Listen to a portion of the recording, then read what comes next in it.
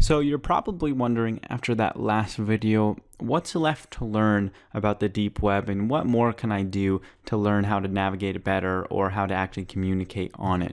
Now we've gone through a lot of different stuff in this course. We started off with going through explaining the differences between the deep web, the surface web, and the dark web. We went into a history behind some of the tools that run it, and then we explained those tools a little more in depth before we actually downloaded Tor and got to using that.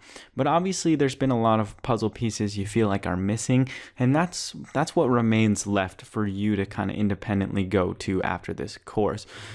So one of the things we touched on a lot was the Tails operating system, and it's of course important to figure out how to actually install and operate that system. It's a very useful tool, and everyone should kind of dive into it if they really want to become active deep web users. On top of that, you should learn a little bit more about Bitcoin, getting Bitcoin wallets, purchasing Bitcoin, and then taking that Bitcoin and actually purchasing items and getting them shipped to you. And these are items from darknet markets specifically we would want to purchase from.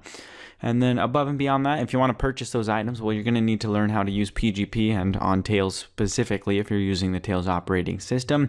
And you're really going to want more of an in-depth explanation on Tor and Bitcoin. Maybe that's not too vital to you, but we only barely touch the surface on how onion routing works or how the Bitcoin ledger works. And these are very important concepts to really understand if you truly want to become a power user on the deep web. Of course, all of these things are taught on another course on deepwebacademy.com, and you can head there if you want to check that out. But all of this stuff is also freely available on the internet. We don't try to hide anything. You can find everything you need to know for free on the internet if you go looking around. But sometimes people like it in a course format. It's a little bit easier to understand, and following it in a sequential building order. People like that idea. So of course, if you want to learn more, head to Deep Web Academy. Otherwise, hit Google, hit Reddit, and start looking up these things one by one. And by the end, you should have a really good understanding of how to truly be a power user in the deep web and how to use it to your advantage and actually purchase things and do everything that you want to do on there.